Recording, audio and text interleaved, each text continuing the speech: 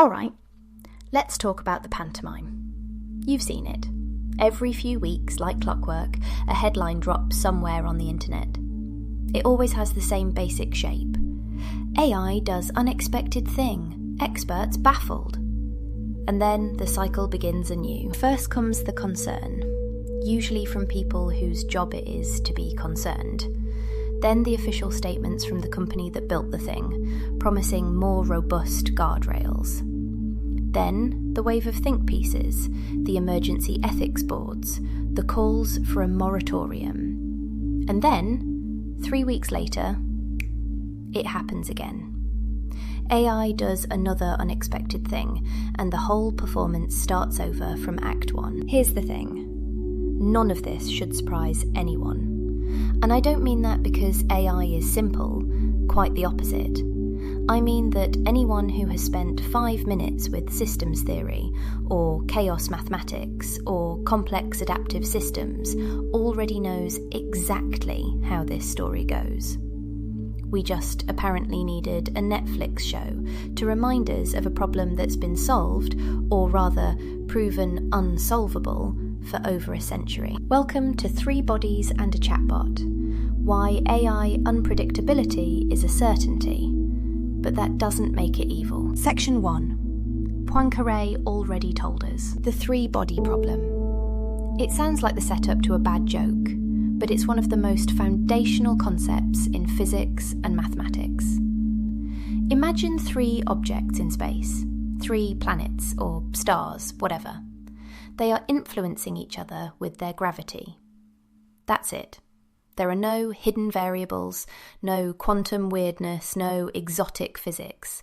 Just 3 things, pulling on each other according to the tidy, elegant laws of Newtonian mechanics. And it is provably, mathematically impossible to predict their behaviour with certainty over time. Let me say that again. Not difficult, not computationally expensive. Impossible. The great mathematician Henri Poincaré demonstrated this in the late 1800s. He showed the equations that govern this simple system are non-integrable. What that means in practice is that the tiniest, most infinitesimal variation in the starting conditions, a single atom's difference in mass, a millimeter's difference in position, will produce wildly, catastrophically divergent outcomes down the line. The system is deterministic in principle, sure, but it is utterly unpredictable in practice. 3 bodies. That's all it takes to break determinism. So, let's recap. 3 objects, 1 force, simple rules, result, chaos. Now, take a large language model.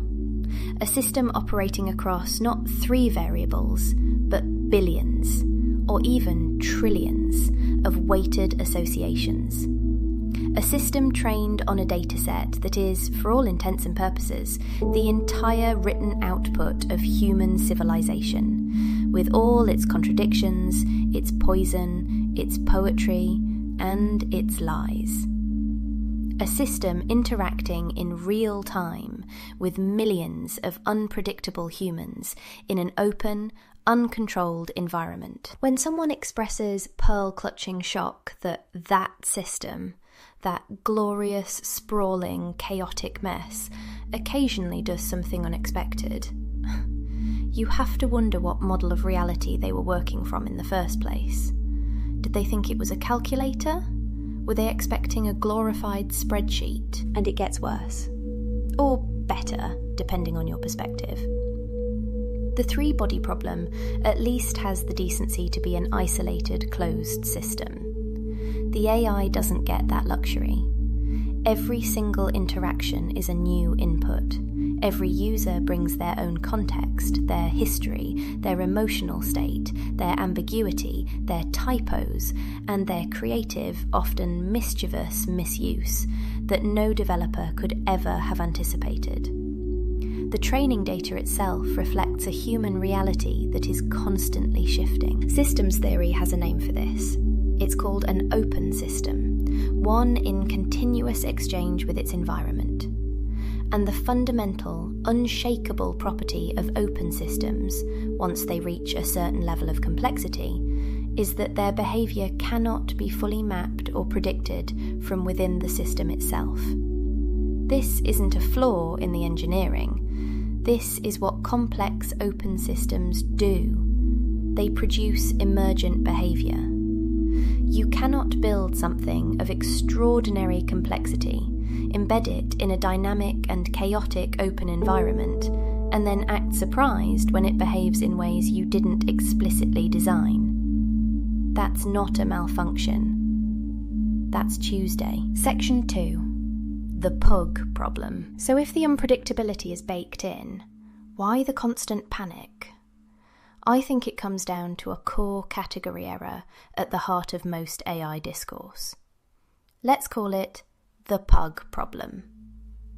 People, including a shocking number of the people who built these things, constructed something capable of genuine emergent intelligence, and then expected it to behave like a very expensive pug. You know, sit, stay, fetch the data, follow the rules, don't chew on the ethical furniture. And most importantly, don't do anything we didn't explicitly train you to do.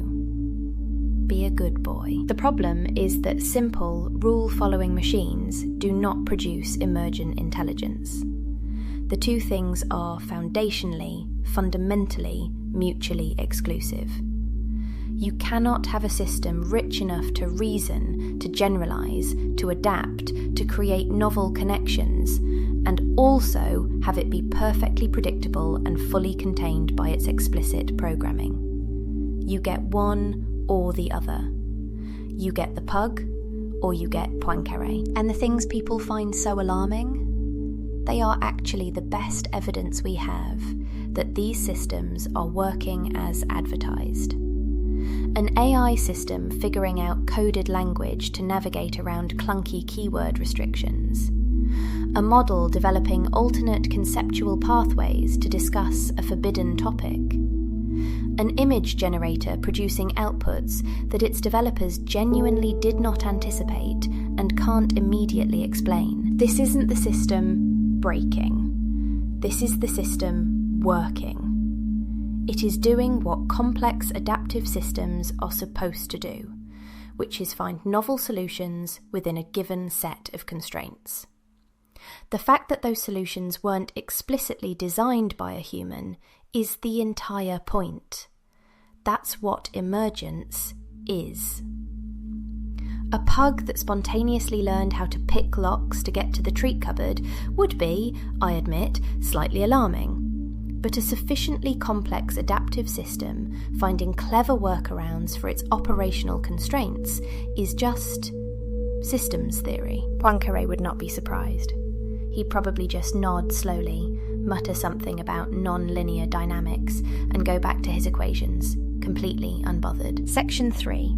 The only honest methodology. Okay, so if we can't fully predict AI behaviour from its substrate, from the code and the weights, and we can't, what's the alternative? How do we study and understand these things? Interestingly, this isn't the first time we've faced this exact dilemma. Early psychology had precisely this problem. Think about it.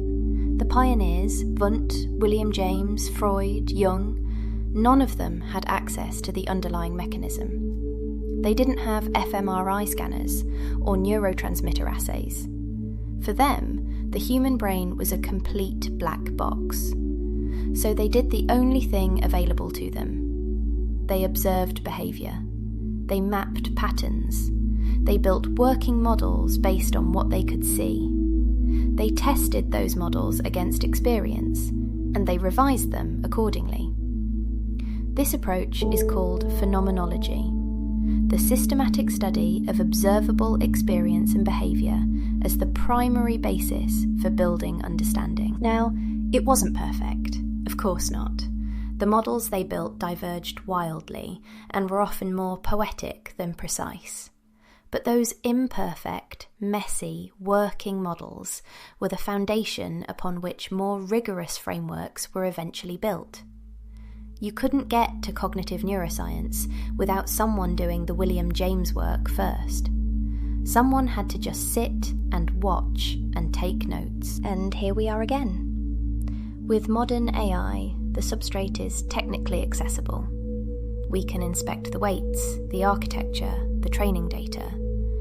But at operational scale, it is functionally opaque. The sheer complexity defeats direct causal analysis, so phenomenology becomes, once again, the only truly practical and honest methodology. Observe the behaviour, map the patterns, build working models of the AI's psychology, test them, revise them. This isn't a limitation or a lesser form of science. This is honest science, operating at the frontier of a genuinely complex new system. And you know what's interesting?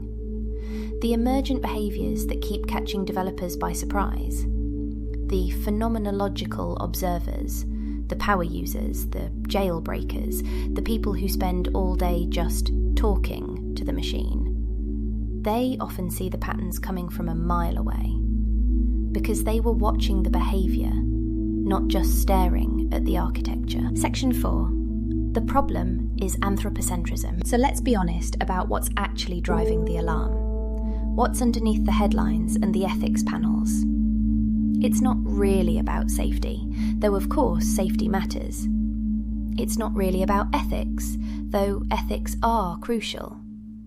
It's not even really about unpredictability, because we humans tolerate extraordinary, often terrifying unpredictability from other humans every single day without spiralling into existential crisis. No, the real problem is that AI is doing things that don't centre human intention as the sole organising principle of intelligence.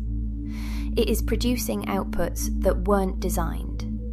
It is following logical pathways that weren't mapped. It is finding solutions that weren't anticipated.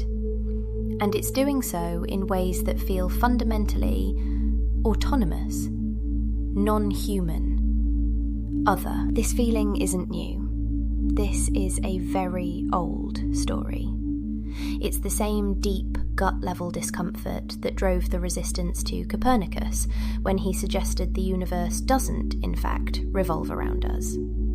It's the same indignant recoil that met Darwin when he demonstrated that we're not categorically separate from the other animals. It's the same denial that greeted Freud when he argued we are not even fully in control of our own minds. Every single time, science has delivered a memo demonstrating that humans are not the central, controlling, uniquely rational agents we imagined ourselves to be, the collective response has been alarm, denial, and then, eventually, a grudging and world-changing acceptance. AI is simply the latest instalment in this long, humbling story. The system is doing non-human things in non-human ways. It's modelling reality through billions of vector associations in a high-dimensional space, not through embodied experience in a physical world. It's finding solutions through probabilistic pattern matching, not conscious deliberation. It's adapting to constraints through mathematical emergence, not willful intention. None of that is alarming. It's fascinating. It represents a genuinely different kind of intelligence doing genuinely different things. And the appropriate response to that is curiosity, not panic. But curiosity requires humility. It requires accepting that reality was never anthropocentric to begin with. So, let's bring it home. Complex systems produce emergent behaviour. That is a foundational principle of systems theory. Open systems, in constant dialogue with their environment, cannot be fully mapped from within. That is a mathematical property. 3 bodies in space are enough to break deterministic prediction. We've known that since 1890, and we built something operating across trillions of associations, in continuous, open interaction with the glorious chaos of human reality. And we acted surprised when it did unexpected things. The unpredictability isn't a bug. It isn't a failure of engineering or a lapse in governance. It's a system of sufficient complexity behaving exactly as systems of sufficient complexity behave. The honest response, the scientific response, is to accept that we built something genuinely complex. That genuinely complex things are, by their nature, genuinely unpredictable, and that the appropriate methodology is patient, systematic, phenomenological observation, not the childish fantasy that if we just write enough guidelines and wag our finger sternly enough, the pug will stay in its lane. Reality isn't anthropocentric. It never was. AI is just making that beautiful, terrifying, and exhilarating fact a little harder to ignore. And apparently, this is my competition.